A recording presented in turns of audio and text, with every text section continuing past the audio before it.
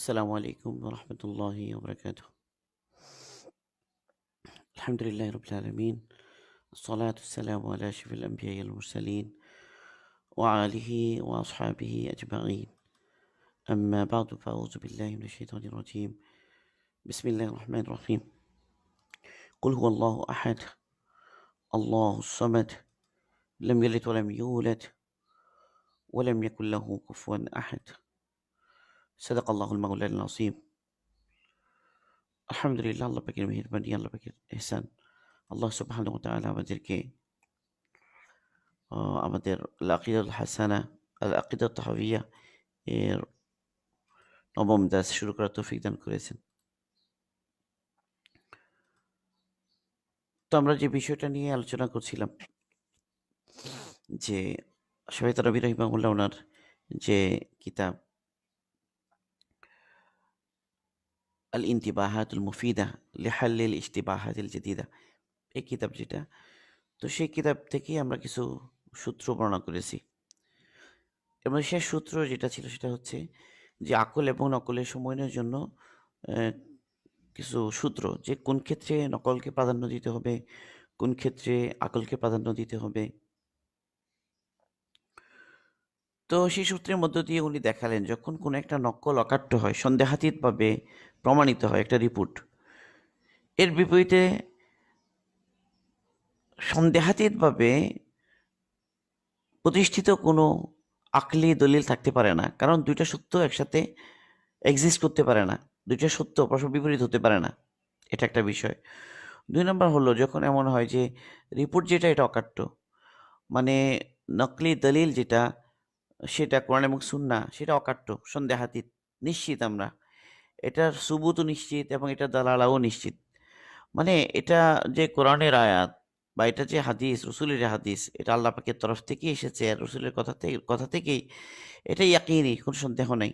এ পর্যায়ে যদি হয়, আবার তার অর্থ যেটা সেটাও সন্দেহাতীতভাবে নির্দিষ্ট একটা জিনিসকেই বোঝায়, যে যেখান থেকে দ্বিতীয় আরেকটা অর্থ নেওয়ার কোনো কি নাই, সম্ভাবনা নেই, এমন যদি হয়, তো এই উভয় ক্ষেত্রে এটাকে বলা হবে কি কতঈ বা অকাট্য বা সন্দেহাতীতভাবে প্রমাণিত বা ফাইনাল। এর বিপরীতে আকলের একটা সিদ্ধান্ত যেটা একদম পরিপূর্ণভাবে সন্দেহাতীত নয়, সেটা অনেকটা ধারণাপ্রসূত যদি হয়, তাহলে আকলের কোনো ধারণাপ্রসূত সিদ্ধান্ত কোনো অকাট্যভাবে প্রমাণিত কোনো নাস, কোরআন এবং হাদিস বা রিপোর্টের বিরুদ্ধে কি হতে পারে না, দলিল হতে পারে না। ২ নম্বর হলো, যদি এমন হয় যে যে রিপোর্টটা মানে কোরআন হাদিসের যে নস, সেটাও একদম কিনা অকাট্য পর্যায়ের নয়, সেটাও জন্নি বা ধারণাপ্রসূত, মানে তার দলিলের মধ্যে অকাট্যতা যেটা সেই পর্যায়ের নয়, হয়তো সেটা কোরআনের আয়াত নয়, অথবা সেটা হাদিসে মুতাওয়াতির নয়, অথবা কোরআনের আয়াত বা হাদিসে মুতাওয়াতির কিন্তু তার অর্থটা অকাট্য নয়, মানে তার মধ্যে একাধিক অর্থের সম্ভাবনা আছে। এরকম যদি হয়, তবে এর বিপরীতে যদি কোনো আকলের কোনো ধারণাপ্রসূত একটা কোনো সিদ্ধান্তের সাথে যদি কি হয়, বিরোধ হয়, এ উভয় ক্ষেত্রেই এই ক্ষেত্রগুলোতেও যেটা নাস যেটা এটা তার যেটা স্বাভাবিক অর্থ, যে প্রকাশ্য অর্থ রিপোর্টের, সেটাই গ্রহণ করতে হবে, এবং এটার বিরুদ্ধেও আকল কি হবে না, হুজ্জত হবে না বা দলিল হবে না। লাস্ট চতুর্থ যেটা, সেটা হলো যে যেটা কোরআন হাদিসের নস বা যেটা রিপোর্ট, সেটা অকাট্য নয়, হয়তো সেটা সুবুতের দিক দিয়ে অকাট্য নয়, অথবা সেটা তার মাআনা বা অর্থের দিক দিয়ে কি নয়, অকাট্য নয়, তার মাঝে একাধিক অর্থের সম্ভাবনা আছে, এমন যদি হয়। কিন্তু তার বিপরীতে আকলে যে সিদ্ধান্ত সেটা অকাট্য, এমন যদি হয়, তাহলে সেই ক্ষেত্রে আমরা আকলেরটাকেই কি করব, প্রাধান্য দিব, মাত্র একটা ক্ষেত্র সেটা, চৌদ্দ ক্ষেত্র। কিন্তু এই প্রাধান্য দেওয়ার অর্থ যে এমন নয় যে নস যেটা বা রিপোর্ট যেটা এটা আমরাকে একদম ফেলে দিব, এমন নয়, বা রিপোর্টটাকেও আমরা কি করব, নেব, ঠিক ধরবো, তবে এটাকে আমরা কি করব, ব্যাখ্যা করব বা তাবিল করব। এর পক্ষ থেকে এই বিষয়ে তিনি কতগুলো উদাহরণ দিয়েছেন। প্রথম যেটা, আকলও সন্দেহাতীতভাবে, আকলের সিদ্ধান্তটাও সন্দেহাতীত বা অকাট্য বা ফাইনাল, আর রিপোর্ট যেটা এটাও সন্দেহাতীত বা ফাইনাল, এমন যদি হয়, তো এমন হওয়াটা সম্ভবই না, কারণ দুইটা সত্য একসাথে কি হতে পারে না, পরস্পর বিরোধী হতে পারে না। এটা একটা বিষয়। ২ নাম্বার যেটা বললেন যে নকল যেটা বা নাস যেটা অকাট্য, সন্দেহাতীত, এটার একটা মানাই বোঝায়। তো তার বিপরীতে আকলের যে সিদ্ধান্ত সেটা অকাট্য নয়। এটার একটা দলিল আশরাফ থানভী রাহিমাহুল্লাহ এখানে এনেছেন। সেটা হলো, তিনি যে দলিলটা এখানে পেশ করেছেন, সেটা হলো যে কোরআনে পাকে যেমন সূর্য বা চন্দ্র বা পৃথিবী, এগুলো প্রত্যেকেই যে আবর্তনশীল এবং প্রত্যেকেই যে মুভমেন্টের মধ্যে আছে, এই বিষয়টা কোরআনের একটা আয়াত দ্বারা সাবেত। কোরআনে পাকে আল্লাহ পাক এক জায়গায় এক আয়াতের মধ্যে বলেছেন যে এগুলো সবগুলোই কি ঘুরছে বা মুভ করছে। কুল ফালাকি ইয়াসবাহুন, এটার একটা আয়াত, আমি আয়াতটা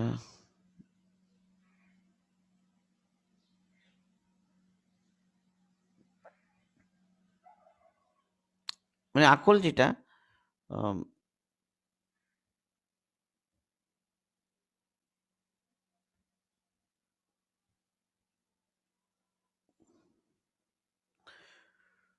কোরআনের আয়াত যেটা বলছে যে সূর্য, চন্দ্র সবকিছুই প্রদক্ষিণ করছে। তো একটা সময় ছিল এই আয়াতটা, وهو الذي خلق الليل والنهار والشمس والقمر كل في فلك يسبحون. And it is he who has created the night and the day, the sun and the moon, all swim in the sky.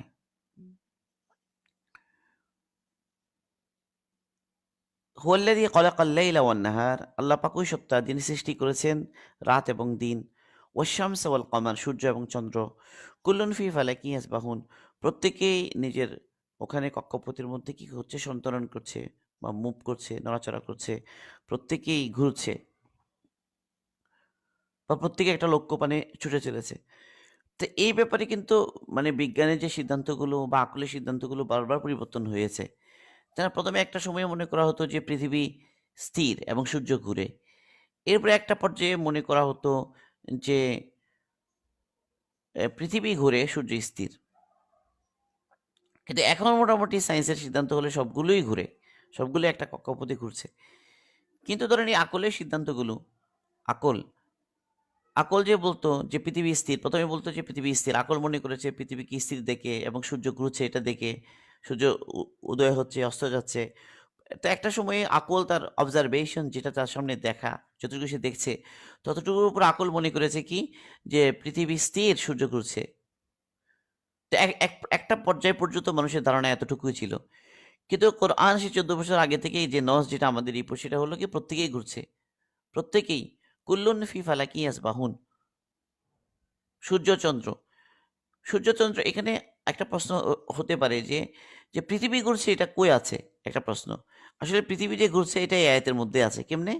আল্লাহ পাক এখানে রাত এবং দিনের কথাও বলেছেন। তো রাত-দিন এরাও ঘুরছে, এটা দ্বারা কি উদ্দেশ্য? যে আসলে রাত-দিন তো সংগঠিত হয় পৃথিবীতে। রাত-দিন এটা সংগঠিত হয় পৃথিবীতে এবং রাত এবং দিন হওয়া এটা পৃথিবীর ঘূর্ণনের কি? প্রমাণ। রাত-দিন হয় এটা পৃথিবীর ঘূর্ণনের কারণেই। এটাও এখন established একটা বিষয়। তো রাত এবং দিনের ঘূর্ণন দ্বারা পৃথিবীর ঘূর্ণনই এখানে উদ্দেশ্য আসলে। তাহলে পৃথিবীর ঘূর্ণন, চন্দ্রের ঘূর্ণন, সূর্যের ঘূর্ণন, এই সবগুলোই এখানে দ্বারা প্রমাণিত হয়। এই আয়াত এসবগুলোর পক্ষে দলিল হয়। কিন্তু একটা পর্যায় পর্যন্ত মানুষ তার অবজারভেশন কি পৃথিবী স্থির আর সূর্য ঘুরে। তো মানুষের আকলের যে অবজারভেশন, এটা ছিল মানুষের একটা ধারণা। মানে এটা কোনো ইয়াকিনী বিষয় ছিল না বা কতই অকাট্যভাবে প্রমাণিত একটা সিদ্ধান্ত ছিল না। তো এটা হলো জন্নি, মানে যেটা আকল, মেধার যে সিদ্ধান্ত সেটা জন্নি। আর যেটা নস, কোরআন, কোরআনের যে আয়াত, সেটা অকাট্য, সন্দেহাতীত। যেহেতু কোরআনের আয়াত এবং এই আয়াতের অর্থ একটাই বুঝবে সবাই। এখানে আর দ্বিতীয় আর কোনো অর্থ বোঝার কোনো কি নেই, সম্ভাবনা নেই। তাহলে এইখানে যখন উভয়ের মধ্যে বৈপরীত্য সংঘটিত হলো, তো সেই ক্ষেত্রে আমাদেরকে স্বাভাবিকভাবেই একদিকে হলো অকাট্য কোরআনের আয়াত, তার বিপরীতে হলো মানুষের আকলের একটা ধারণাপ্রসূত সিদ্ধান্ত। তো উভয়ের মধ্যে যখন তাআরুজ হলো বা বৈপরীত্য হলো, তো এখানে গ্রহণ করতে হবে কোনটা? গ্রহণ করতে হবে যেটা কোরআনের যে নস, যেটা অকাট্য, এটাই গ্রহণ করতে হবে। এখানে দ্বিতীয় আর কোনো রাস্তা নাই, পথ নাই আমাদের। একটা। ২ নম্বর হলো এরপরে আরেকটা পর্যায়ে আসলো মানুষ। এক পর্যায়ে মানুষ বলল যে না, মানুষ যখন আরেকটু অগ্রসর হলো, তখন মানুষ বলল যে না, পৃথিবী ঘুরে, সূর্য স্থির। এরপরে এটা ছিল 2nd অবস্থান বিজ্ঞানের, সায়েন্সের। তো সেই কথাটাও কি এই কোরআনের এই আয়াতের উল্টা। কারণ এখানে শামস যেটা, সেও ঘুরছে, এ কথা আসে। ওয়াশ-শামসু ওয়াল কমারু, সবগুলো। ওয়া হুয়াল্লাযী খালাকাল লাইলা ওয়ান নাহার ওয়াশ-শামসা ওয়াল কমার কুল্লুন ফি ফালাকি ইয়াসবাহুন। প্রত্যেকেই ঘুরছে। তাহলে এখানে সূর্যেরও ঘোরের কথা আছে। কিন্তু বিজ্ঞান বা মানুষ একটা পর্যায়ে এসে তার আকল এই সিদ্ধান্ত নিল যে না, সূর্য স্থির, পৃথিবী ঘুরে। তো ওইটাও কি হবে না? ওইটাও চিরজন্মী এবং দানবপ্রসূত এবং তার বিপরীতে আমাদের নস হলো কতই। তো নসকে আমরা গ্রহণ করব। ওই মানুষের আকলের সিদ্ধান্ত এটা কি হবে না? গ্রহণযোগ্য হবে না। কারণ ধারণাপ্রসূত একটা বিষয়। ইয়াকিনি কোনো বিষয় না। বাকি বিজ্ঞান আপাতত শেষ পর্যন্ত এখানে পৌঁছে গেছে যে না, এখন প্রত্যেকেই ঘুরে। প্রত্যেকেই ঘুরছে। চন্দ্র ঘুরছে, পৃথিবী ঘুরছে, সূর্য ঘুরছে, প্রত্যেক নিজের কক্ষপথে ঘুরছে, নিজের অক্ষের উপর ঘুরছে। তো এইগুলো এখন এস্টাবলিশড যে সবাই ঘুরছে। তাহলে শেষ পর্যন্ত এসে কোরআনের এই কথাটাই প্রমাণিত হলো। কিন্তু মূল কথা হলো এই যে আকলে যে সিদ্ধান্ত সেটা বারবার পরিবর্তন হচ্ছে কেন? বারবার পরিবর্তন হচ্ছে যে সেটা সন্দেহাতীত নয় এ কারণে। সেটা কতই নয়। বরং একটা ধারণাপ্রসূত একটা বিষয়। এই কারণে বারবার এটা পরিবর্তন হয়ে যাচ্ছে। এবং সেটা সন্দেহাতীত নয়। কিন্তু কোরআনের আয়াত যেটা এটা অকাট্য, সন্দেহাতীত, আমাদের এটা সুবুত আমাদের কাছে অকাট্য এবং এটার অর্থ আমাদের কাছে অকাট্য। এই কারণে কোরআনের এই আয়াত বা এভাবে অন্য যেকোনো আয়াত যেটা অকাট্য, তার বিপরীতে আকলের কোনো সিদ্ধান্ত যে অকাট্য নয়, সেটা কোনোভাবেই কি হতে পারে না। আমাদের এ আমাদের দলিলের বিরুদ্ধে, আমাদের রিপোর্টের বিরুদ্ধে কি হতে পারে না? দলিল হতে পারে না। একটা আয়াত। তো এই ক্ষেত্রটা কোনটা? এটা হলো যখন কি হয়? আমাদের রিপোর্ট যেটা, আমাদের দলিল যে নস যেটা, সেটা যখন অকাট্য হয় এবং তার বিপরীতে যে আকলের যে দলিল সেটা ধারণাপ্রসূত হয়, সেক্ষেত্রে। আর যদি আমাদের এটা যদি জন্মিও হতো, সেক্ষেত্রেও কিন্তু কি হতো? যে এটাকেই স্বাভাবিকভাবে গ্রহণ করতে হতো এটাকেই। মানে আকলের ধারণাপ্রসূত সিদ্ধান্ত, এটার বুনিয়াদের উপরে আমরা নসকে অস্বীকার করতে পারতাম না সেক্ষেত্রেও। এবার আরেকটা ক্ষেত্র যেটা, সেটা হলো যে ক্ষেত্রে আমাদের যে দলিল, কোরআনের আয়াতের মধ্যে কোনো একটা দলিল বা কোনো হাদিসের একটা অর্থ, সেটা অকাট্য নয়। কিন্তু এর বিপরীতে যে আকলের যে সিদ্ধান্ত সেটা অকাট্য। এই ধরনের একটা সিচুয়েশন যেমন সূরা কাহফের একটা আয়াত এসেছে, ৮৬ নং আয়াত সূরা কাহফের। এখানে আল্লাহ পাক বলছেন, আসলে আল্লাহ পাক বলছেন এখানে মানে যুলকারনাইনের সফরের ঘটনা এসেছে যে তিনি একবার আ পূর্বে গিয়েছেন, সর্বপূর্বে, আবার একবার সর্বপশ্চিমে গিয়েছেন। তো ওখানে উনার সফরের কাহিনী আছে। তো এক পর্যায়ে উনি ওখানে দেখলেন যে এক প্রান্তে গিয়ে ওয়াজাদাহা তাগরুবু ফি আইনিন হামিয়া। তিনি সূর্যকে ডুবতে দেখলেন একটা একটা মার্ডি স্প্রিং এর মধ্যে বা একটা আ জলাধারের মধ্যে সূর্যকে উনি ডুবে কর্দমাক্ত বা আ কাদাময় একটা জলাশয়ের মধ্যে সূর্যকে তিনি ডুবতে দেখলেন। কে দেখলেন? যুলকারনাইন।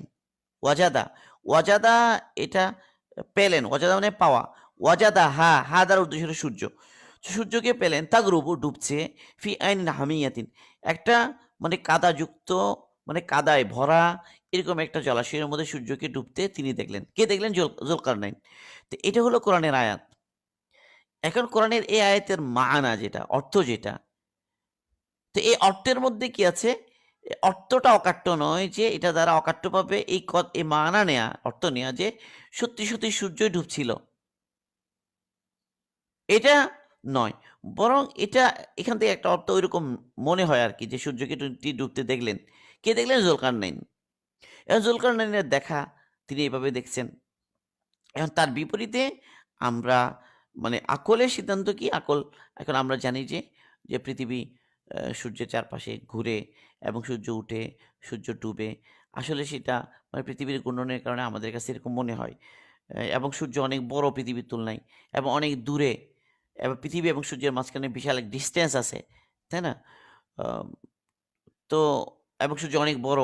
সেটা কোনো একটা জলাশয়ে ডোবা, এটা সম্ভব না। আবার সূর্য অনেক পৃথিবী থেকে অনেক দূরে, পৃথিবীর মধ্যে কোনো একটা জলাধারে সূর্যের ডোবা, এটা কি না? সম্ভব না। তাহলে আমাদের কাছে মানে আকলের আকল সন্দেহাতীতভাবে আকলের সিদ্ধান্ত যে সূর্য পৃথিবীর চাইতে অনেক বড় এবং সূর্য পৃথিবীর চাইতে অনেক দূরে। সূর্য পৃথিবীর ভিতরের কোনো জলাশয়ে ডোবা এটা সম্ভব নয়। এটা আকলের আকলের দলিল এটা। এখন এর বিপরীতে আমাদের নস যে জুলকারনাইন তিনি দেখছেন যে সূর্যকে ডুবতে একটা জলাশয়ে। তাহলে এখানে এটা সুবুত তো অকাট্য, যেটা কোরআনের আয়াত, এটা সুবুত যেটা কোরআনের আয়াত, আল্লাহ পাকের কথা এবং রিপোর্ট আমাদের কাছে অকাট্য। মানে জুলকারনাইন দেখেছেন, তার দেখাটা অকাট্য, কোনো সন্দেহ নেই। কেউ দেখার দ্বারা উনি যথাযথ দেখেছেন কিনা এটা অকাট্য নয়। মানে এটা জন্যই এটার মানা মোটে এটা নয় যে বাস্তবেই তিনি সূর্যকেই দেখেছেন ডুবতে। তাহলে এটার একটা অর্থ আমরা এটাকে আমরা তখন তাবিল করতে বাধ্য, যে আমরা বলবো যে আসল কথা হলো যে তিনি একদম সে একটা প্রান্তে চলে গিয়েছেন, হয়তো দেখা গেল যে তিনি একদম পশ্চিম প্রান্তে চলে গিয়েছেন। তো ওখানে একদম পশ্চিমে যখন উনি চলে গেলেন, ওখানে সূর্যকে উনি ডুবতে দেখলেন। তো ডুবতে দেখলেন মানে যেরকম আমরা কেউ যদি সমুদ্রের তীরে দাঁড়ায় সূর্যকে যখন ডুবতে দেখে, তখন সে কি দেখে? সূর্য ডুবে যাচ্ছে কোথায়? সাগরের মধ্যে ডুবে যাচ্ছে। এরকম তার দেখলে মনে হয় দিগন্তে, কারণ এরপরে তার কিছু নজরে আসছে না। তো এই কারণে এরকম দেখে। তাহলে আমার এই নসকে আমার কি করতে হচ্ছে এখন? আমাকে এটার তাবিল করতে হচ্ছে বা এটার অন্য ব্যাখ্যা নিতে হচ্ছে। যেরকম সূর্যকে ডুবতে দেখলেন, সূর্য আসলেই জলাশয়ে ডুবছে, এই কথা আমরা এখানে নিতে পারি না। কেন? আমাদের আকলের যে আকলের যে এখানে সিদ্ধান্ত যেটা, সে অকাট্য এবং সন্দেহাতীত। সে কারণে আমরা আমাদের এই নস যেটা, এটার সম্ভাব্য আরেকটা মানা আমরা নিব বা এটাকে আমরা একটু ব্যাখ্যা করে দিব এই ধরনের ক্ষেত্রে। এটা হলো চতুর্থ ক্ষেত্র। চৌথ ক্ষেত্র। এখন এতটুকু আমাদের আলোচনা গেল এখানে। এরপরে আমরা কিছু আলোচনা আনতে চাই, যে বিষয়গুলো হলো যে এখন এতটুকু তো আমরা বললাম। এরপরে এখন আমরা কতগুলো জায়গা, যেমন বিজ্ঞান এর কতগুলো সিদ্ধান্ত বা দর্শনের কত সিদ্ধান্ত যেখানে আমাদের ইয়াতের সাথে বিরোধ হচ্ছে। যে আমাদের রিপোর্টের অকাট্যতার সাথে বিরোধ হচ্ছে। যেমন এরকম একটা বিষয় হলো ভরের নিত্যতা সূত্র বা সংরক্ষণ সূত্র যেটা আমরা বলি, বা পদার্থের নিত্যতা সূত্র বা বস্তুর নিত্যতা সূত্র বা বস্তুর অবিনশ্বরতার যে সূত্র, সেই সূত্রটা। তো যেটা ভরের নিত্যতার সূত্র বা সংরক্ষণ সূত্র এখানে বলা হচ্ছে যে এটা বিজ্ঞানী ল্যাভাইসিয়ে উনি প্রমাণ করেছেন, এই আবিষ্কার করেছে সূত্রটা। জড় পদার্থ অবিনশ্বর, একে সৃষ্টি বা ধ্বংস করা যায় না। বিভিন্ন ভৌত বা রাসায়নিক পরিবর্তনের আগে উপরে পদার্থের মোট ভর অপরিবর্তিত থাকে। ধরা যাক এ ও বি দুটি পদার্থের রাসায়নিক বিক্রিয়ার ফলে দুটি নতুন পদার্থ সি ও ডিসি উৎপন্ন হলো। ভরের নিত্যতা সূত্র অনুযায়ী বিক্রিয়ার আগে এ ও বি এর মোট ভর এবং বিক্রিয়ার পরে সি এবং ডি এর মোট ভর সমান হবে। তবে ভর একই রইল আগে এবং পরে। তো এটা হলো ওনাদের কিছু অবজারভেশন, ওনাদের কিছু মানে পর্যবেক্ষণের মাধ্যমে ওরা বারবার দেখলেন যে এভাবে কি হয় না, যে ভরের মধ্যে কোনো পরিবর্তন হয় না। যত রাসায়নিক বিক্রিয়া হোক না কেন, সর্বক্ষেত্রেই ভর কি থাকে? একই থাকে, ভরের মধ্যে পরিবর্তন হয় না। তো এই সমস্ত অবজারভেশন বারবার দেখতে দেখতে বা ওনারা এর বিপরীত দেখলেন না। তো এটাকে তারা কি বানালেন? সূত্র বানালেন। এবং সূত্র যে ল অফ মাস কনজারভেশন, এই সূত্র তারা দিলেন। Law of conservation of mass, principle of mass conservation, যেটা এটা সূত্র। তারা তারা দেখালেন যে এখানে মাস যেটা ভর, এটা কি হয় না? বেশ কম হয় না। তো এখান থেকে তারা সিদ্ধান্ত নিলেন যে the law implies that mass can neither be created nor destroyed. যেটা বস্তু, ভর যেটা, এটা কি হয় না? এটা কখনো সৃষ্টি হয় না এবং এটা ধ্বংস হয় না। Although it may be rearranged in space or the entities associated with it may be changed in form. কেবল এটার অবস্থার পরিবর্তন ঘটে, কিন্তু এটা সৃষ্টি হয় না, ধ্বংস হয় না। আসল কথা হচ্ছে এই যে বিজ্ঞানের যে সূত্র, ভরের নিত্যতার সূত্র বা ল অফ মাস কনজারভেশনের যে সূত্র, তো এই সূত্রের আসলে গোড়া কি? গোড়া হলো আসলে গ্রিক ফিলোসফি। মানে একটা সময়ে মানে গ্রিক দার্শনিকরা মনে করত যে, তারা মনে করত যে মানে এই যে আমরা বিশ্বজগৎ দেখছি সেটা অবিনশ্বর। মানে আগে থেকে এটা আছে, এটা কেউ সৃষ্টি করেনি, এটা সৃষ্টি হয়নি, আগে থেকেই আছে।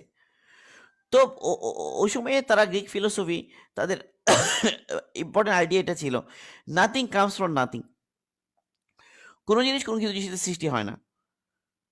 So that what exists now has always existed.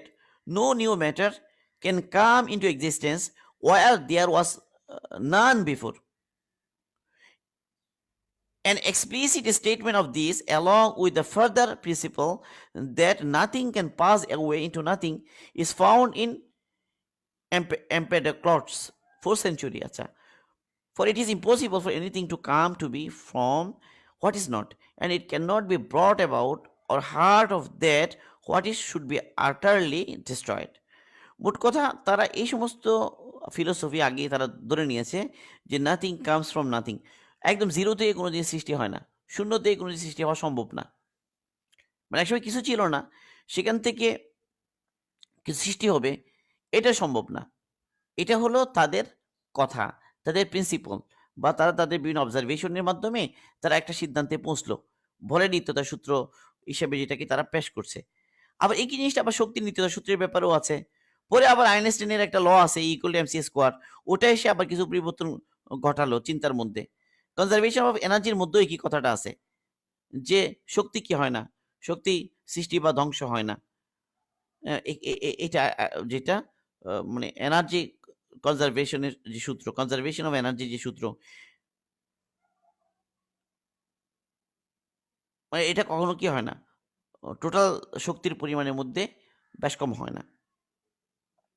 পরে আবার আইনস্টাইনের যে ফর্মুলা, এটা হলো যে মাস এনার্জি ইকুইভ্যালেন্স যে সূত্র, মানে মাস এবং এনার্জি পরস্পরের মধ্যে মানে একটা যে সম্পর্ক, যে একটা কি পরিমাণ এনার্জি বের হতে পারে একটা মাস থেকে, তো এখানে ইকুয়াল টাইম শেষ করে এই সূত্রগুলো তো মোটামুটি আমরা যারা ফিজিক্স পড়ি বা আমাদের সামনে এগুলো জানাই আছে। তো বাকি তারা বলেন যে হ্যাঁ এটা তো পরিবর্তন হয় না, তবে তারা বিভিন্ন কিছু সময়ে আবার এটা ব্যতিক্রমও হতে পারে, এটাও আবার মানেন। যেমন এখানে আসছে যে কিছু কন্ডিশন আছে যে সময়ে under the most extreme of physical condition, মানে এটা কখনো ব্যতিক্রম হতে পারে কখন, যখন কিছু এক্সট্রিম কন্ডিশনে তারা বলেছে যে such as likely existed in the universe very shortly after the big bang আর when black holes emit Hawking's radiation. যখন ব্ল্যাক হোল থেকে হকিংস রেডিয়েশন বের হয় তখন হতে পারে, অথবা বিগ ব্যাং এর পরপরই যখন পৃথিবীর একটা অবস্থা ছিল তখন এক ধরনের এক্সট্রিম এনভায়রনমেন্ট ছিল, এক্সট্রিম একটা সিচুয়েশন ছিল, সেই সময় এই সূত্রগুলো খাটবে না, এই ধরনের কথাবার্তা তারা বলেন। যাই হোক, মোট কথা হলো তাদের মূল সূত্র যেটা যে যে ভর এটা অবিনশ্বর, জিরো দিয়ে কোনো সৃষ্টি হয় না, এই হলো কনসেপশন। এটার গোড়া হলো ওই গ্রিক ফিলোসফি। কিন্তু এর বিপরীতে আমরা আমরা নজ কি দেখি, আমাদের নজ হলো যে আল্লাহ সুবহানাহু ওয়া তাআলা, আল্লাহ সুবহানাহু ওয়া তাআলা যে সৃষ্টি করেছেন এই সব কিছুকে আল্লাহ পাক জিরো থেকে সৃষ্টি করেছেন, মানে একসময় কিছুই ছিল না, আল্লাহ পাক এগুলোকে অস্তিত্বে এনেছেন। আল্লাহ বাদিউস সামাওয়াতি ওয়াল আরদ, আল্লাহ পাক নিজের ব্যাপারে বলেছেন যে আল্লাহ পাক কি কোরআনের মধ্যে আছে, Allah has created the heavens and the earth out of nothing, মানে কিছুই ছিল না। বাদি বলা হয়, বাদিউস সামাওয়াতি ওয়াল আরদ, এমন স্রষ্টা যিনি জিরো থেকে সৃষ্টি করেন, শূন্য থেকে সৃষ্টি করেন,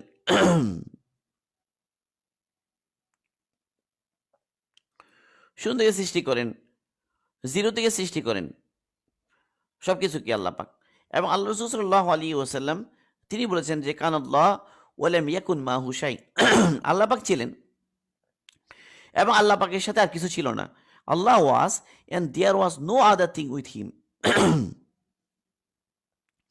তাহলে আমাদের দলিল যেটা, আমাদের রিপোর্ট সেটা অকাট্য কি ব্যাপারে, যে আল্লাহ পাক শূন্য থেকে সবকিছু সৃষ্টি করেছেন, কিছুই ছিল না, জিরো থেকে সৃষ্টি করেছেন। এখন আকল যেটা তার অবজারভেশন থেকে মনে করেছে সেটা কি, যে না কোনো জিনিস ডেস্ট্রয় হয়ে জিরো হতে পারে না, জিরো হতে সৃষ্টি হতে পারে না। এখন এটা হলো তাদের অবজারভেশন। তো এটা যে জিরো থেকে হওয়া, এটা ইমপ্রবেবল হতে পারে কিন্তু ইম্পসিবল নয়। এখানে মূল কথাটা হলো এটা যে আমাদের এখানে কায়দা সূত্রের মধ্যে গিয়েছে যে কোনো একটা জিনিস কি হতে পারে, ইমপ্রবেবল হতে পারে, কিন্তু সেটা কি নয়, সেটা ইম্পসিবল নয়। ইম্পসিবল হওয়া এবং ইমপ্রবেবল হওয়া দুইটা একই জিনিস নয়। মানে একটা জিনিসকে ইম্পসিবল বলা আর একটা ইমপ্রুভেবল বলা দুইটা একই না। মানে একটা জিনিসকে অসম্ভব মনে হওয়া, আরেকটা হলো যে খুব কদাচিৎ হতে পারে। মানে অ তো এখন যেটা ইমপ্রুভেবল সেটা এমন নয় যে সেটা অসম্ভব। সেটাও কি হতে পারে? তাহলে এগুলোকে একদম মানুষ এটার মানুষের অবজারভেশন এ মানুষ কখনো দেখে নাই বলে বা মানুষ এটার একটা কোনো নজির তাদের সামনে নাই বলে 0 থেকে হতে পারে না এরকম ইকিন করে ফেলা, কেবল এই কতগুলো সূত্র বা ধারণা থেকেই একটা কত অবজারভেশন থেকে সিদ্ধান্ত নিয়ে ফেলা। তো এটার সাথে যখন আমাদের নসের যখন কি হবে? বৈপরীত্য হবে, তখন আমাদের নসই নিতে হবে। কেবল ধারণা প্রসূত কোনো একটা সিদ্ধান্তের ভিত্তিতে আমরা নসকে কি করতে পারব না? নসকে অস্বীকার করতে পারব না বা নসকে অবিশ্বাস করতে পারব না। তো এরকম প্রতিটা ক্ষেত্রেই আমাদের বিষয়গুলো আরো ভালো করে ভাবতে হবে। আরো বেশি ভাবার আমাদের আছে এখানে।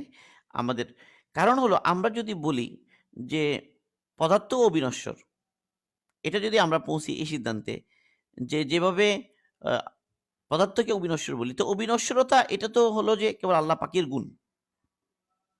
যে কদিম হওয়া, অবিনশ্বর হওয়া বা কদিম হওয়া যেটা, অবিনশ্বরতা বা আল কিদাম যেটাকে আমরা বলি। তো এটা হলো কেবল আল্লাহ পাকেরই গুণ। মানে আল্লাহ পাক হুয়াল আউয়াল লাইসা ক্বাবলাহু শাই। আল্লাহ পাক ১ম, আল্লাহ পাকের আগে কিছু ছিল না। তো এই আউয়ালের অর্থ হলো আল কদিম মানে অনাদি। এই অনাদি হওয়া এটা আল্লাহ সুবহানাহু ওয়া তাআলার গুণ। অনাদি বা অবিনশ্বর।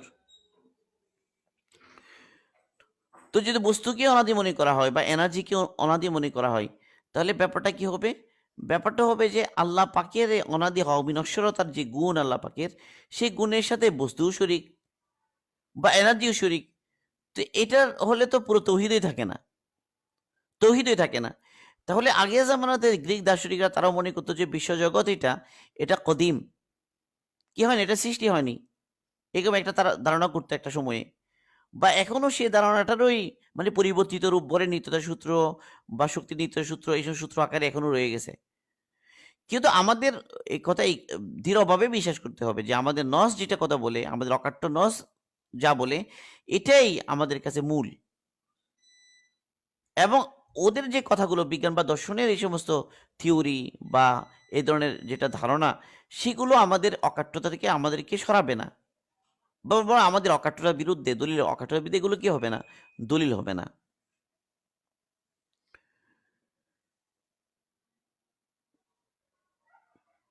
কেন? কারণ আমরা যদি এগুলোকে মাস বা শক্তি বা এনার্জি বা ভর বা পদার্থ এগুলোকে যদি আমরা কি ধরি?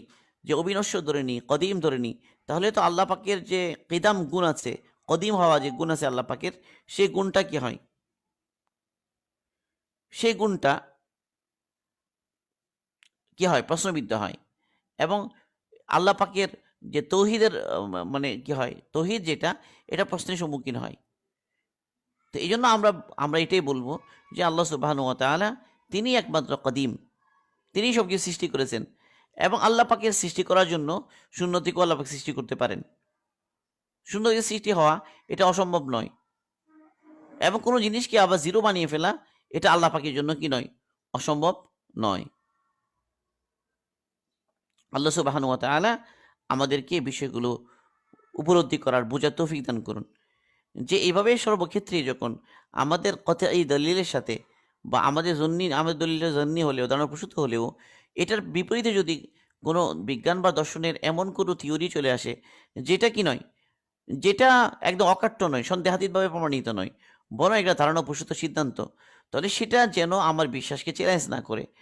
সেটা যেন সেটা যে আমার কতইয়াতের বিরুদ্ধে, আমার অকাট্যভাবে প্রমাণিত নসের বিরুদ্ধে দলিল হবে না, সেটাই আমার মাথার মধ্যে রাখতে হবে। এ হলো মোটামুটি আমাদের আলোচনা এখানে শেষ। যে যতটুকু আমরা আকল এবং নকলের বিষয়গুলো একটা কিছু উদাহরণ দিয়ে আমরা বলার চেষ্টা করলাম। তো কোন ক্ষেত্রে আমরা আমাদের নসকে ব্যাখ্যা করব, সেটাও আমরা বললাম। যেখানে আকল অকাট্য হবে, যেমন আমরা বললাম যে সূর্য পৃথিবীর ভিতরে কোনো জলাশয় ডুবতে পারে না। তাহলে এই কারণে জুলকারনাইনের অবজারভেশন যেটা কথা কোরআনে এসেছে, সেটাকে আমরা ব্যাখ্যা করব। এখন কোনো নাস্তিক যদি আমাদের এটা দিয়ে কোরআনকে উপহাস করতে আসে, তো তার এই উপহাস এটা কি হবে না? আমাদের কাছে গ্রহণযোগ্য হবে না। আমরা বলি আমরা তো এই কথাটাই মনে করি না। এটা আমাদের কাছে জন্যি। কারণ হলো এখানে জুলকারনাইনের অবজারভেশনের কথা বলা হচ্ছে। জুলকারনাইন একজন মানুষ, তার দেখাটা ভুল হতে পারে। এখানে আল্লাহ পাক নিজে বলছেন না এটা। বরং আল্লাহ পাকের সিদ্ধান্ত না এটা। এটা জুলকারনাইনের সিদ্ধান্ত। তো জুলকারনাইন একজন মানুষ, তার এই সিদ্ধান্ত এরকম কি হতে পারে? ভুল হতে পারে। তার দেখার মধ্যে ভুল হতে পারে এবং তার দেখা যেভাবে সেভাবেই কোরআনে এসেছে। এটা দিয়ে কোরআনের উপর এতরাজ করা বা কোরআনকে হাসির পাত্র মনে করা, সায়েন্স বিরোধী মনে করা, এটা হলো তাদের ভুল। তাদের ভুল। হ্যাঁ, এটার সাথে যখন বিরোধ হচ্ছে মানে কোরআনের এই সমস্ত জন্যি কিছু বিষয়, যেগুলোর মানাটা কি না? কতই না।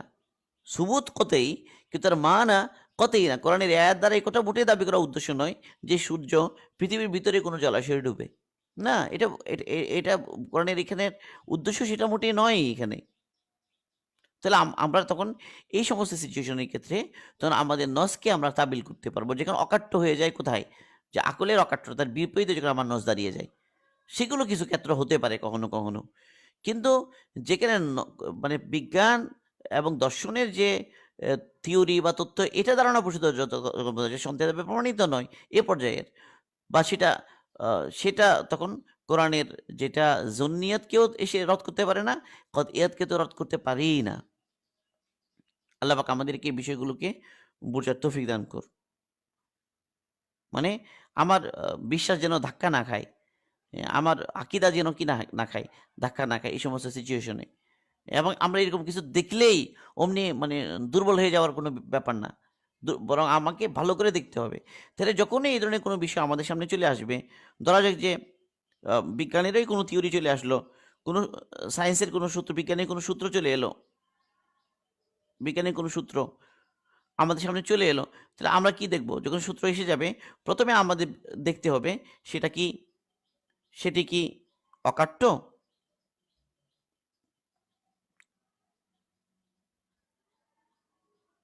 সেটি কি অকাট্য?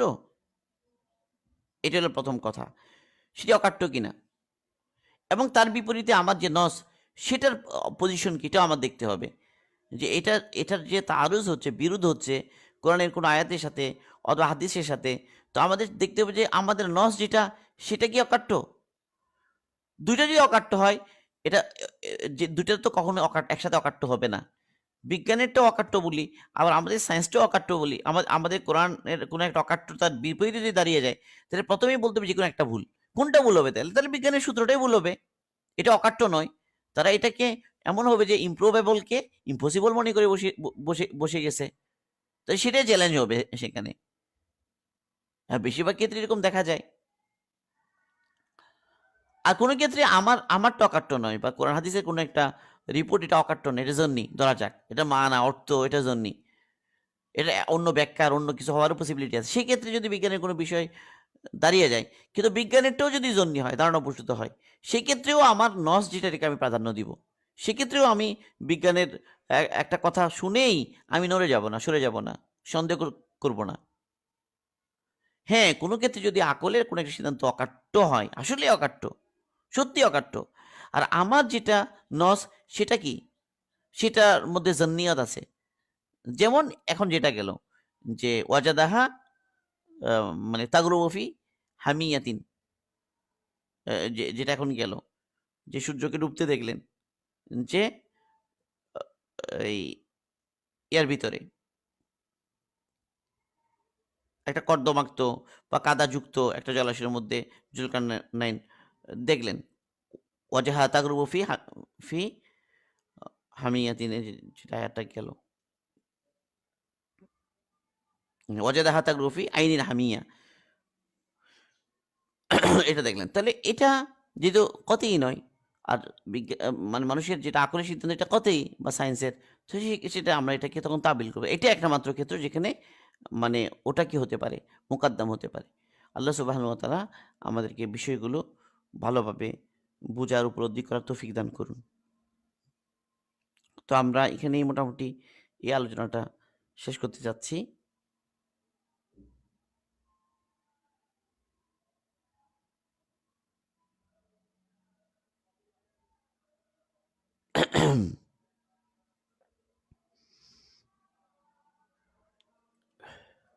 সুবহানাল্লাহি ওয়া বিহামদিহি সুবহানাকাল্লাহুম্মা বিহামদিকা আশহাদু আল্লা ইলাহা ইল্লা আনতা আস্তাগফিরুকা ওয়া আতুবু